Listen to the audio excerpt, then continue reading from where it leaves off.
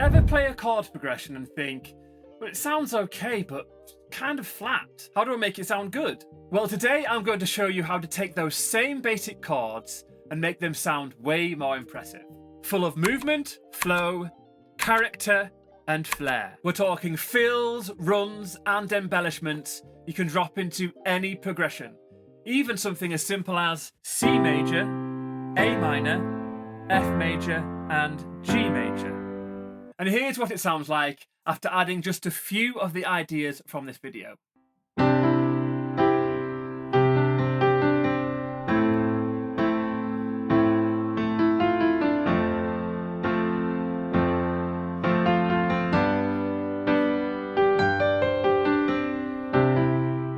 Alright, first idea, sus 2 fills.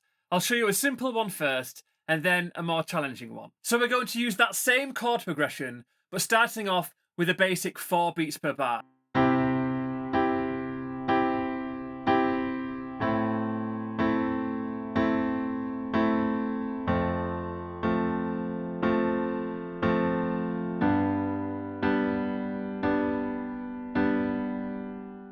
Now on the 3rd and 4th beats, we're going to add a sus 2 fill. So sus 2 is short for suspended second. So a normal chord is played with the 1st, 3rd, and 5th. So a suspended second, or sus 2, means you replace the 3rd of the chord with the 2nd. That is a C sus 2. Then all you're going to do is break that chord up. And we're going to break it up playing the top, the middle, the bottom, and then bouncing back up again to the top, the G there. So if you play that on the C chord, you'll start off by going 1, 2, and then 3, and 4, and... Then you can use that same idea on the rest of those chords.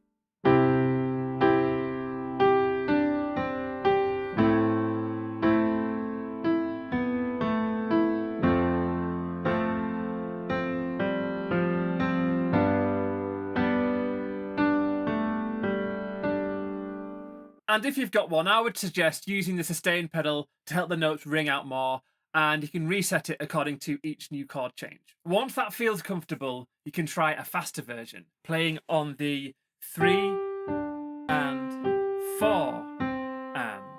So it's the same fill played twice as fast, but we're also adding an extra couple of notes in. You're going from the top down to the bottom, bouncing back up, and then you come back down to the 2nd of the chord, and then the root again. And if we play that in the progression, it sounds like this.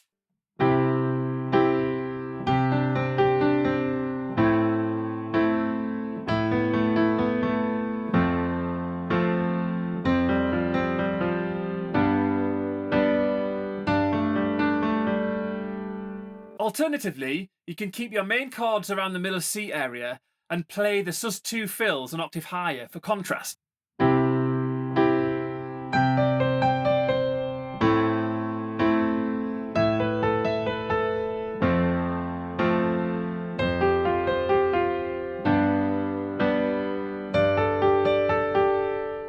And because we're in the key of C, you can actually reuse the C sus 2 fill across the whole progression. It ties everything together, and it's nice because it's like you're returning to a melody on top in between the chords.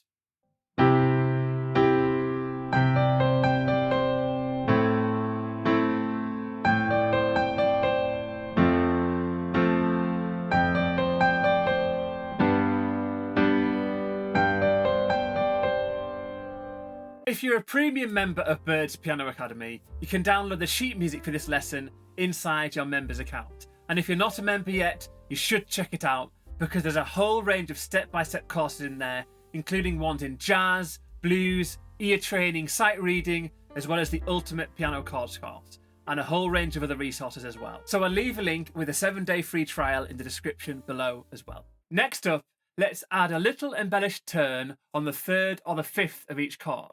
For example, on a C chord, the 5th is the G, 1, 2, 3, 4, 5, and the 3rd is the E. So you could go to the 5th and play up, and then go down, and then down again. So it's called a turn because you're playing and then turning direction. And we can throw that in on the 4th beat, which then leads you round to the next chord. Like this. 1, 2, 3, 4. And then you go down to the next chord, the A minor. And then you do the same thing. So you take the 5th, you play up, down, down, and then down to the F, and then you continue using the same pattern. You see that?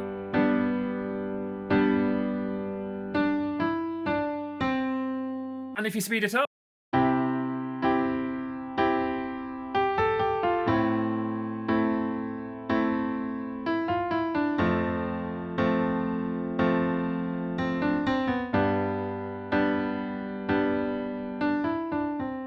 for another way to add rhythm and energy, you can add an octave hop. Here's how it works. Play the chords on the 1, 2, 3. Then on the 4th beat, you play the chord again. And to do this, you need to jump up to the octave above. So I would advise playing the chord with the 1, 2, 3. And you play, you hop up to the octave, which is the C. So you go, and then you jump back down to the 5th of the chord, which is the G this time. So you go like this at the end.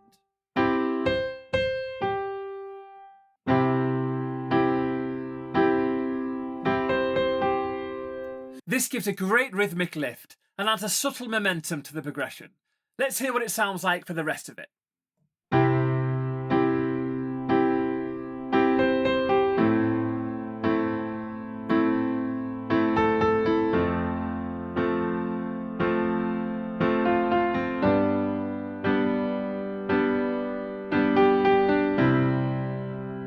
It's simple, but it adds movement and energy instantly. Alright, so just before I mentioned the word subtle, well, this one really is subtle. It's called the sus2 or sus4 bump. It's a gentle way to add tension and release without a full run or fill. Here's how it works. So we mentioned about the sus2 chord at the start of the video. So to play this sus2 bump, you play it and then you roll onto the 3rd, like this. You can add the left hand in. And the sus4 bump is the same idea. So you play a sus4, so 1, 2, 3, 4. You add the 5th in. So you play the sus4, and then you roll down to the 3rd. You don't play the other notes again, you just go. So you can go like this. You carry on with that same idea.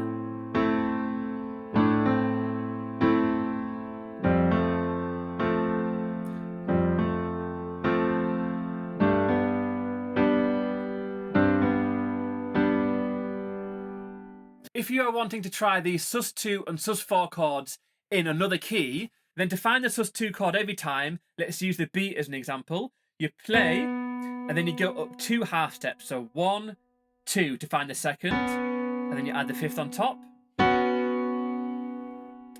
Then to find the sus4, you go 2 half steps down from the 5th, the top of that triad chord. So if you're on a B there, B major, 2 half steps down, you go 1, 2. So that'd be the sus4. So the sus2 and the sus4. Hopefully that helps you if you want to play these with other chords. And these sus2 and sus4 bumps, you wouldn't necessarily play them all the time. You just throw them in here and there just to add some subtle variety. And finally, let's try a sus2 run that starts up an octave and flows downward. This one is a bit more challenging, but if you can nail it, it really adds some flair to your playing. You may just have to start off slowly when you practice it at first. So instead of just playing the sus2 in one spot like we did at the start, here or here, we're going to break it up and run through the notes flowing downwards, like this, starting on the top G there. Then you're going to put your middle finger on the D, second finger on the C, and then we're going to go down to the next sus2 here, but broken up again. So thumb on the G and over the top with your middle finger and then your index, or your second finger, like this.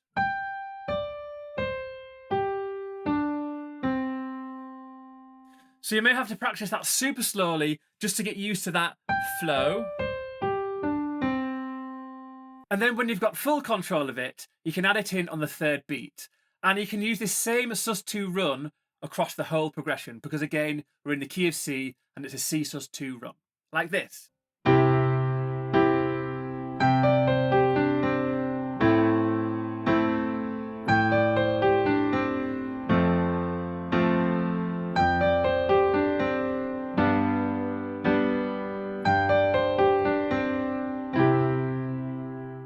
And the best part is, you don't have to use these techniques the same way every time. Once you're comfortable with them, you can mix and match between them. And your simple chords will sound so much more expressive, musical, and interesting. For example,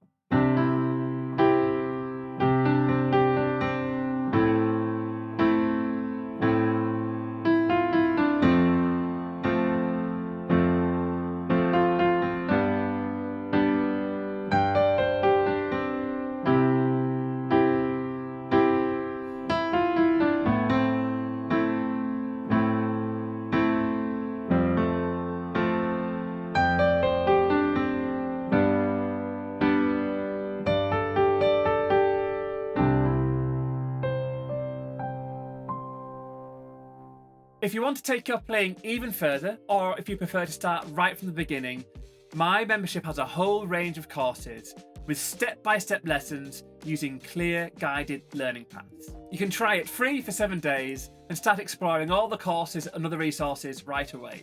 I'll put a link in the description below. And if you want to go straight into another lesson, then I'd recommend this one, where you will learn how to turn beginner chords into a pro progression using a cult pop piano classic.